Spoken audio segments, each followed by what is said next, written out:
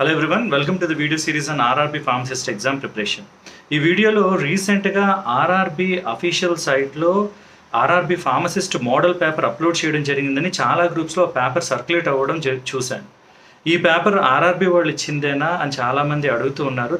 అది క్లారిఫై చేయడానికి వీడియో చేస్తాను. ముందుగా పేపర్ని అనలైజ్ చేస్తే దాంట్లో మొత్తం 92 క్వశ్చన్స్ ఇవ్వడం జరిగింది. సెక్షన్ ఏలో 50 క్వశ్చన్స్, సెక్షన్ బిలో ఒక 42 క్వశ్చన్స్ అలా ఇచ్చారు. Majority questions anatomy, physiology, pharmacology నుంచి ఇవ్వడం జరిగింది. నా సెక్షన్ బిలో కొన్ని కంప్యూటర్స్ రిలేటెడ్ క్వశ్చన్స్ కూడా ఇవ్వడం జరిగింది. సో చాలామంది కంగారు పెడుతూ నాకు మెసేజ్లు చేయడం జరిగింది, ఇది ఆర్ఆర్బీ వాళ్ళు ఇచ్చిందేనా, కంప్యూటర్స్ ఈసారి సిలబస్లో లేదు కదా. సో కంగారు పడకండి, ఇది ఆర్ఆర్బీ వాళ్ళు ఇచ్చిన పేపరే అయినప్పటికీ ఇది December 2019 మోడల్ పేపర్. ఇది 5 years బ్యాక్ ఇచ్చిన మోడల్ పేపర్. సంహౌ ఎవరు దాన్ని సర్క్యులేట్ చేయడం మొదలు పెట్టడం వల్ల అది వైరల్గా అయ్యింది. సో మీరు నార్త్ ఈస్టర్న్ రైల్వే సైట్లోకి వెళ్ళి అపాయింట్మెంట్స్లో మోడల్ పేపర్ ఆర్ శాంపిల్ పేపర్స్లో చెక్ చేస్తే మొత్తం ఆర్ఆర్బీ కండక్ట్ చేసే అన్ని ఎగ్జామ్స్కి మోడల్ పేపర్స్ పెట్టడం జరిగింది. అందులో December 2019 ఫార్మసిస్ట్ పేపర్ని ఇప్పుడు సర్క్యులేట్ చేస్తున్నారు. So don't worry about it. ఆ కంప్యూటర్స్ గురించి పెట్టిన పేపర్స్ కానీ మిగతా కానీ ఇవన్నీ 2019 సిలబస్ బేస్ చేసుకొని పెట్టినవి. But what is important is subject క్వశ్చన్స్ని మీరు అనలైజ్ చేస్తే it is always good. The other things, any competitive exams మీరు ఏవో కొన్ని టాపిక్స్ కొన్ని గుర్తుంచుకున్నా మనం క్రాక్ చేయలేం. మీకు ఓవరాల్గా ఒక అండర్స్టాండింగ్ ఉండాలి. ఎందుకు అంటే మీరు 2012, 15, 19 పేపర్స్ నేను అనలైజ్ చేస్తే ఏమర్థమైందంటే ప్యాటర్న్ ఎప్పుడు సిమిలర్గా ఉండట్లేదు. అంటే 2015లో చాలా మటుకు అనాటమీ, ఫిజియాలజీ క్వశ్చన్స్ ఇచ్చారు. 2019లో అలా లేదు. మళ్ళీ ఫార్మస్యూటిక్స్, కెమిస్ట్రీ రిలేటెడ్ క్వశ్చన్స్ ఇచ్చారు.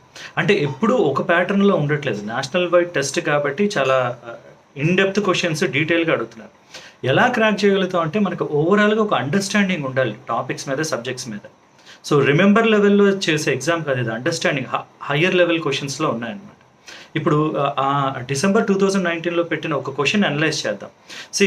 నేను ఎప్పుడు చెప్పేది ఏంటంటే ఒక క్వశ్చన్ని ప్రాపర్గా మీరు అనలైజ్ చేసి ఆ కాన్సెప్ట్ని అర్థం చేసుకుంటేనే మనకు ప్రాపర్ అండర్స్టాండింగ్ వస్తుంది. ఈ అండర్స్టాండింగ్తోనే ఎగ్జామ్స్ని క్రాక్ చేయగలుగుతాం. అది ఆర్ఆర్బీ ఫార్మసిస్ట్ అయినా, డ్రగ్ ఇన్స్పెక్టర్ అయినా, ఏ ఎగ్జామ్కైనా we need that level of understanding. Let us look at this question.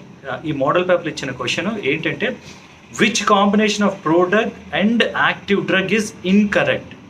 అంటే ఒక ప్రోడ్రగ్, యాక్టివ్ డ్రగ్ కాంబినేషన్ ఇచ్చిన వాటిలో ఏది ఇన్కరెక్టో అడిగారు. 4 ఆప్షన్స్ ఇచ్చారు: levodopa, dopamine, bacampicillin, ampicillin, alpha methyl dopa, alpha methyl dopamine, sulfasalazine, 5-amino salicylic acid. ఇది this is the beauty of competitive examinations. ఎప్పుడు questions repeat కావు, కానీ కాన్సెప్ట్స్ని టెస్ట్ చేస్తారు. ఇది ఆన్సర్ చేయాలంటే మీకు 4 ఏరియాస్లో active drug, prodrug combination proper understanding ఉండాలి. Let us see one by one. Let us analyze one by one. First one, levodopa, dopamine. Parkinsonism treat చేయాలి అంటే డోపమైన్ బ్రెయిన్లో సప్లై చేయాలి. డైరెక్ట్గా డోపమైన్ ఇస్తే బ్లడ్ బ్రెయిన్ బ్యారియర్ని క్రాస్ చేయలేదు కాబట్టి దాన్ని లివోడోపా ఫామ్లో ఇస్తారు. డోపా అంటే dihydroxy phenyl alanine, dopamine is amine అనమాట. ఈ ఎమైన్ వెళ్ళలేదు కానీ డైహైడ్రాక్సీ ఫినైల్ ఎలనైన్, ఈ ఎమైనో యాసిడ్ బ్రెయిన్లోకి వెళ్తుంది. ఎలా వెళ్తుందంటే బ్లడ్ బ్రెయిన్ బ్యారియర్లో ఎమైనో యాసిడ్ క్యారియర్స్ ఉంటాయి. సో లివోడోపాన్ లోపలికి తీసుకెళ్తుంది బ్రెయిన్లోకి వెళ్ళిన తర్వాత ఇది డీకార్బాక్సిలేజ్ వల్ల డోపమైన్ అవుతుంది. So levodopa is not an active form of drug, it is a prodrug. మరి యాక్టివ్ ఫార్మ్ ఆఫ్ డ్రగ్ ఏది? Dopamine. So first option is correct. వాళ్ళు ఏమడిగారు? Which of the combination is incorrect అని identify చేయమన్నారు. Second one, bacampicillin, ampicillin. Ampicillin antibiotic, యూజువల్గా respiratory tract, skin infections వీటన్నిటికీ వాడతారు. అయితే బెకాంపిసిలిన్ ఒక ఎస్టర్ని యాడ్ చేయడం వల్ల ఆంపిసిలిన్కి బెకాంపిసిలిన్ వస్తుంది. దాని ఉద్దేశం ఏంటి అంటే bacampicillin has got higher bio availability. So bio availability పెంచడానికి ఆంపిసిలిన్ని బెకాంపిసిలిన్ అనే ప్రోడ్రగ్గా మార్చారు. యాసిడ్గా bacampicillin is not active, so it is an prodrug. కానీ బాడీలోకి వచ్చిన తర్వాత ester break down ampicillin release అవుతుంది, ఇది యాక్టివ్ డ్రగ్. సో ఇది కూడా correct combination. Now comes the tricky part, alpha methyl dopa, alpha methyl dopamine. Alpha methyl dopa మనం anti హైపర్టెన్సివ్లో సెంట్రలీ యాక్టింగ్ సింపాథెటిక్ బ్లాకర్గా చదువుతాం. ఏం జరుగుతుందంటే డోపమైన్గా కన్వర్ట్ అయ్యి డోపమైన్ నారెపినెఫ్రిన్గా కన్వర్ట్ అవుతుంది. ఇది నార్మల్గా మనకు జరిగేది.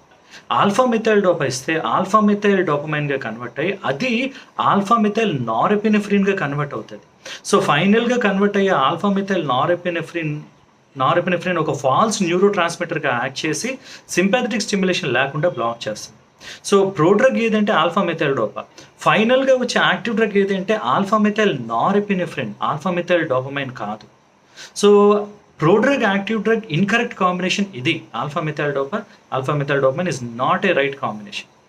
నా లాస్ట్ ఆప్షన్ ఏంటి sulfasalazine 5-amino salicylic acid. Sulfasalazine సల్ఫోనమైడ్కి సాలిసిలిక్ యాసిడ్ని అటాచ్ చేస్తారు. ఇది ఓరల్గా తీసుకుంటే ఓన్లీ గట్లో కొన్ని మైక్రోబయోమ్, కొన్ని బ్యాక్టీరియా యూస్ చేసే అజారెడక్టేజ్ అనే ఎంజైమ్ వల్ల బ్రేక్ అవుతుంది. 5-amino సాలిసిలిక్ యాసిడ్ సల్ఫాపిరిడిన్గా బ్రేక్ అవుతుంది. ఈ 5-amino సాలిసిలిక్ యాసిడ్ అనాల్జెసిక్గా వర్క్ చేస్తుంది, పెయిన్ రిలీవింగ్గా. అంటే ulcerative colitis, irritable bowel syndrome అలాంటి ఉన్నవాళ్ళు ఈ డ్రగ్ని వాడితే అక్కడ రిలీఫ్ ఇస్తుంది. So active drug sulfasalazine, 5-amino salicylic acid is pro drug is sulfasalazine, active drug is 5-amino salicylic acid. ఇది కరెక్ట్ కాంబినేషన్. సో ఓవరాల్గా ఏది రాంగ్ కాంబినేషన్ అంటే alpha methyl dopa, alpha methyl dopamine is the wrong combination. So ఇలాంటివి answer చేయాలంటే మనకి అన్నిటి మీద proper understanding ఉండాలి. టక్ అండ్ చూస్ చేసేవి కాదు, కొంచెం అండర్స్టాండింగ్ లెవెల్కి వస్తే ఏ కాంపిటేటివ్ ఎగ్జామ్ అయినా చేయగలుగుతారు. So again my sincere suggestion is try to improve this concepts, then it will be useful for all of your examination. All the best.